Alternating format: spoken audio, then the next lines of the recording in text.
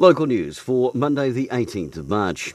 A vigil to show solidarity and support has been organised for Wairarapa residents to attend tonight at 6 p.m. outside the Masterton Town Hall.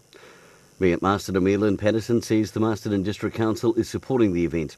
The community is grieving, and I've been inundated with messages from locals who want to show their support, and so this event will give them the opportunity to show solidarity with Christchurch and a local Muslim community. Carterton District Council has said that despite continuous efforts by the council officers, volunteers and ecologists at its Daleton farm, the surveys have indicated a significant portion of the rehome mudfish may have not survived the transition. Carterton District Council's Infrastructure Services and Regulatory Manager Dave Giddings says it's very important that the council continues to do the right thing in working with the Greater Wellington Regional Council on the well-being of mudfish, which fall under the same protection classifications as the kiwi. And 10 o'clock Cookie Bakery and Cafe and Pack and Save Masterton have both made the top 10 hot cross bun producers in the country, finishing 3rd and 8th respectively.